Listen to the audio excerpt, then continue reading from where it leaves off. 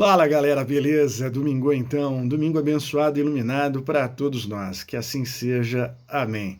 Começando aqui a leitura dos textos da Folha de São Paulo, começaremos com o texto da Ombudsman, Alexandra Moraes, que é jornalista e quadrinista, é o Ombudsman da Folha, já foi secretária assistente de redação, editora de diversidade e editora adjunta de especiais e ilustrado. O texto dela intitula-se Quando as derrotas do governo viram derrota da notícia. A leitura. A fórmula da derrota de Lula, governo Planalto, voltou contudo ao noticiário, anabolizada pela crise entre o Congresso e o governo federal. O Congresso impõe derrota a Lula e derruba parte dos vetos à lei de licenciamento ambiental, logo após a COP30. Em novo revés para o Planalto, parlamentares derrubam vetos a programa de socorro a estados. E ainda teve a pauta-bomba, a derrota contra o nome. Senado aprova a pauta-bomba bilionária após Lula indicar Messias ao STF. Esses termos acabaram virando clichês jornalísticos para peripécias políticas. Alguns leitores enxergam má vontade do jornal com o governo. Mais do que isso, porém, essas formulações parecem sintomas de uma leitura política viciada, uma leitura factual com vícios da politicagem. Para o engenheiro Roberto Garcia 42, o título sobre o licenciamento ambiental foi a gota d'água. A Folha não é um jornal que respeita consensos científicos? Como algo que vai contra a ciência pode ser classificado como derrota para Lula? Questiona o leitor. Por favor, defina as situações pelo que elas realmente são. O Lula tem 80 anos. A demolição do licenciamento ambiental não é derrota para quem não vai ser afetado. Vou dar uma sugestão. O Congresso derruba vetos, a lei de licenciamento ambiental, em derrota para os nossos filhos. Márcia Meirelles, 71, também escreveu o Ombudsman. Por esse motivo, tratar o retrocesso ambiental perpetrado pelo Congresso como derrota de Lula, como fez a Folha, me pareceu uma visão totalmente equivocada. O assunto é muito sério para ficar só na seara da briga política. Está na hora de mudar manchetes como o Congresso impõe derrota a Lula. Os danos serão permanentes para o Brasil. O jornal poderia fazer seu papel, evitando alimentar esse personalismo e chamando a atenção dos eleitores para o efeito perverso disso, afirma João Ricati, 59.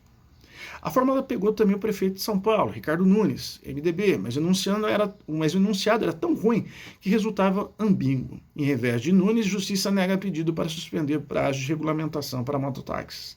De todo modo, a discussão sobre um tema que interessa ou poderia interessar aos cidadãos acabava novamente reduzida à picuinha política. No caso de Lula, a recorrência do uso de fórmula também desafia seu aspecto noticioso. A primeira derrota do terceiro mandato foi anunciada no início de maio de 2023, com a derrubada na Câmara das mudanças feitas pelo governo federal no marco do saneamento. Houve apoio quase total de MDB, União Brasil e PSD, partidos que receberam juntos um total de 9 ministérios de Lula, informava a Folha. O então presidente da Câmara dos Deputados, Arthur Lira, PP e Alagoas, resolveu contar como funcionam as coisas logo após a aprovação, uma não derrota, do texto base do arcabouço fiscal. Para ele, aquilo era resultado de um Congresso Nacional protagonista, segundo registrou a Folha, e o governo precisaria se adaptar à nova relação entre os poderes. Lira desenhava.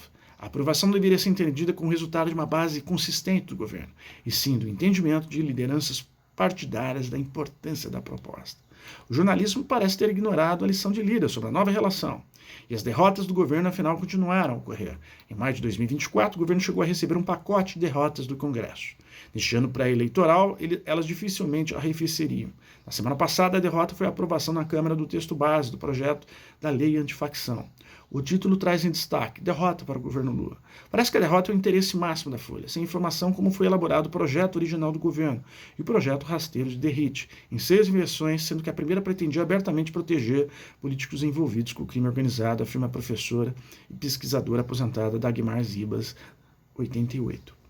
Em outubro foi a vez dos deputados derrotarem o governo com a derrubada da medida provisória do aumento de impostos. A derrota veio mesmo após o governo fazer uma série de concessões ao Congresso, na tentativa de ampliar o apoio à medida, o que incluiu poupar as PETs, casas de apostas, do aumento da tributação proposto inicialmente, e manter a isenção de sobrerendimentos de títulos imobiliários e do agronegócio. Setembro teve Câmara, impõe derrota ao governo, avança com a anistia e vai decidir se dá perdão ou reduz pena dos golpistas. Em agosto, a derrota foi na composição da CPI para investigar a fraude no INSS. Vou poupar o leitor da retrospectiva completa, mas lembro que em junho falamos sobre o Congresso impõe derrota ao governo Lula e derruba decreto que subiu IOF.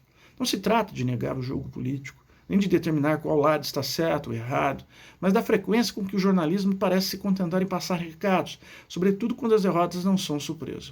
Abordagem como essa ajuda a inflar conflitos políticos que fazem a festa de poucos tesoureiros e deixam à deriva o leitor comum, aquele que paga pelo conteúdo jornalístico. Alguns leitores se manifestaram com opiniões e questionamentos sobre o anúncio do novo Conselho Editorial da Folha.